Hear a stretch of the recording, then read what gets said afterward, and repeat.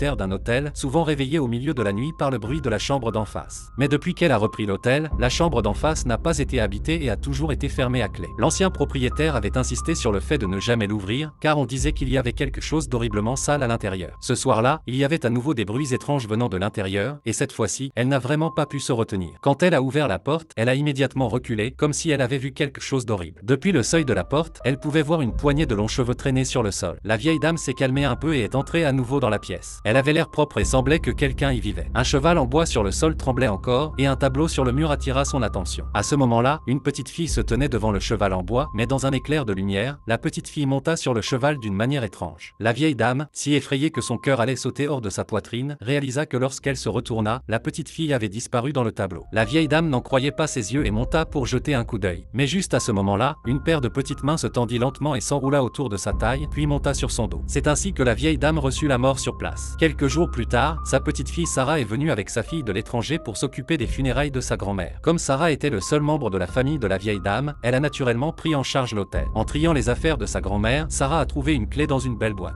Elle a d'abord pensé qu'il s'agissait d'une clé de chambre ordinaire et ne l'a pas prise au sérieux. Ce soir-là, elle vit un serviteur accompagné de son fils, portant un plateau d'offrande, et lorsqu'elle s'en enquit, elle comprit qu'il s'agissait d'une chambre dans l'auberge pour le culte. Sarah demande immédiatement à l'oncle Johan, le gardien de la maison, ce qui s'est passé. L'oncle Johan explique à Sarah qu'il y a une pièce dans l'auberge qui ne doit jamais être ouverte, et que c'est la pièce dans laquelle sa grand-mère était entrée qui l'avait conduite à la mort. Sarah trouve cela ridicule car elle n'a jamais cru aux fantômes et aux dieux. Elle se rend immédiatement dans la pièce dont il parle, mais la porte est fermée par une grosse chaîne. Sarah demande à la gouvernante de l'ouvrir, mais celle-ci lui répond que sa grand-mère a gardé la clé depuis le début. À ce moment-là, Sarah se souvient de la clé, mais elle retourne ouvrir la boîte, et la clé n'est plus là, il n'y a qu'une boîte de pétales de fleurs. Elle était tellement en colère qu'elle s'est précipitée vers la porte et a essayé de l'ouvrir par la force brute, mais comment pouvait-elle ouvrir la porte si facilement alors qu'elle était enchaînée, sans se rendre compte que cette action avait attiré des ennuis. Sarah retourne dans sa chambre et éteint la lumière pour aller se coucher. Soudain, elle entend un bruit étrange provenant de l'armoire, puis la porte de l'armoire s'ouvre d'elle-même. Mais lorsqu'elle alluma la lumière et ne vit rien,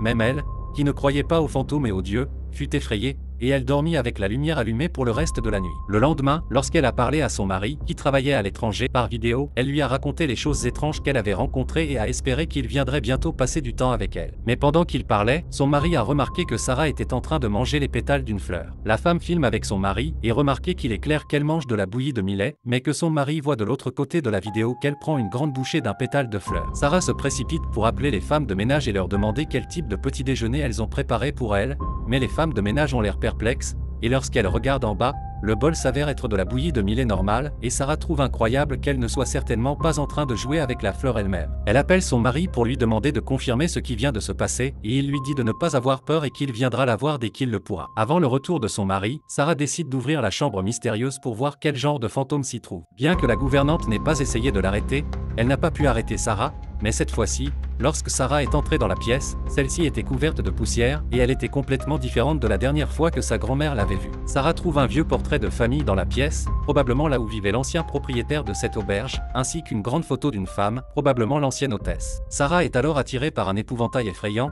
dont la gouvernante lui dit qu'il s'agit d'une poupée appelée Ninita Hawk, dont on dit qu'elle est capable d'invoquer les morts vivants. L'ancien propriétaire était un Chinois qui connaissait ces arts interdits consistant à invoquer les esprits. Sarah ne croyait pas du tout à ces choses bizarres et a immédiatement emporté l'épouvantail à l'extérieur, où un incendie l'a brûlé. Sarah pensait qu'en brûlant cet épouvantail bizarre, il n'y aurait plus d'événements étranges, mais l'horreur ne faisait que commencer. Ce soir-là, un homme qui pensait être un descendant de l'ancien propriétaire s'est approché et a dit qu'il était prêt à payer une grosse somme d'argent pour acheter l'auberge et reprendre la propriété familiale, mais Sarah a refusé car elle pensait que c'était la seule chose que sa grand-mère lui avait laissée. À ce moment-là, son mari est revenu de l'extérieur de la ville avec sa fille, l'homme l'a vue et est parti sans poursuivre la conversation. La nuit, sa fille jouait avec une balle seule dans sa chambre quand la balle a roulé sous le lit, et alors qu'elle descendait pour la ramasser, une silhouette marchait lentement derrière elle, et elle a senti quelque chose d'inhabituel et s'est retournée pour vérifier, mais elle n'a rien trouvé. Mais ce qui est étrange, c'est que de nombreuses balles ont roulé sous le lit, et la jeune fille a regardé curieusement vers le lit pour voir les balles. Cependant, l'étrangeté ne s'est pas arrêtée là, la fille avait toujours l'impression que quelqu'un la poussait quand elle se balançait. Et la vitesse devenait de plus en plus rapide, elle était si effrayée qu'elle a poussé un cri.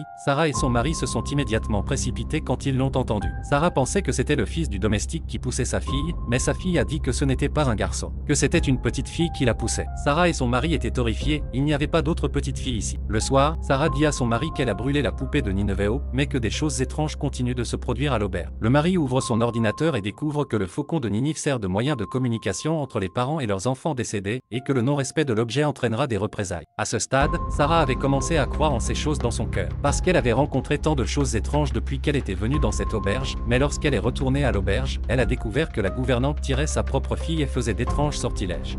Sarah s'approche pour l'arrêter, mais la gouvernante dit que la fille de Sarah est hantée par le fantôme de l'ancien propriétaire. Il s'avère que la fille de l'ancien propriétaire a étrangement disparu de l'auberge, et après l'avoir cherchée un nombre incalculable de fois sans résultat, l'ancien propriétaire a invité la poupée. Après avoir communiqué, elle a appris que sa fille se trouvait dans l'auberge, mais elle a eu beau fouiller toute l'auberge, il n'y avait toujours aucun signe de sa fille, puis elle a déprimé et est morte dans sa chambre peu après, et l'auberge a ensuite été vendue à bas prix à la grand-mère de Sarah. Toutes ces années se sont bien passées, mais la grand-mère de Sarah a ouvert la chambre et a laissé sortir le fantôme de l'ancienne propriétaire, et le fait que la fille de Sarah est à peu près le même âge que sa fille a poussé l'ancienne propriétaire à jeter son dévolu sur elle, alors elle a dû faire quelque chose pour chasser le fantôme de l'ancienne propriétaire, afin que la fille de May puisse être en paix avec elle-même. Mais Sarah n'a pas écouté le conseil, elle est venue seule dans cette pièce et a fixé le portrait de la femme dans les yeux, comme si elle voulait qu'elle cesse de hanter sa fille. À ce moment-là, une main blanche effroyable se tendit derrière la porte, et elle sortit courageusement pour vérifier, seulement pour voir sa fille sur une balançoire, mais l'instant d'après, elle était de retour dans la pièce, seulement pour tourner la tête, les épouvantails qu'elle avait initialement brûlés étaient de retour, et il y en avait plus d'un. Ces épouvantails entouraient Sarah et semblaient vouloir la mettre à mort. Sarah ne pouvait que se tenir la tête et implorer la pitié,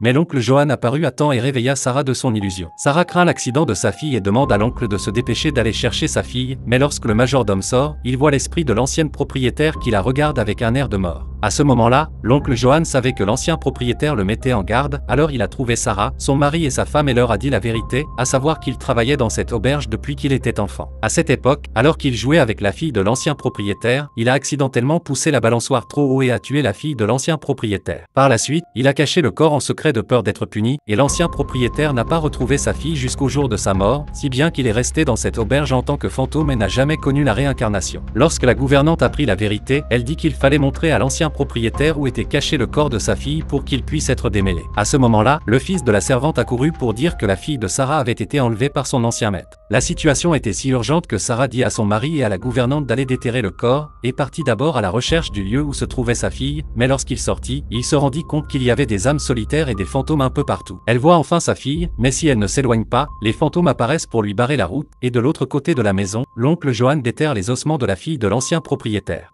Et l'oncle Johan ne cesse de s'excuser, disant qu'il était trop jeune à l'époque et qu'il n'avait pas l'intention de tuer sa fille. À la fin, Sarah vend l'hôtel, mais l'homme qui l'a acheté pensait avoir fait une bonne affaire, mais dès qu'il est entré, il a vu d'innombrables épouvantails effrayants, et il semble donc qu'une nouvelle réincarnation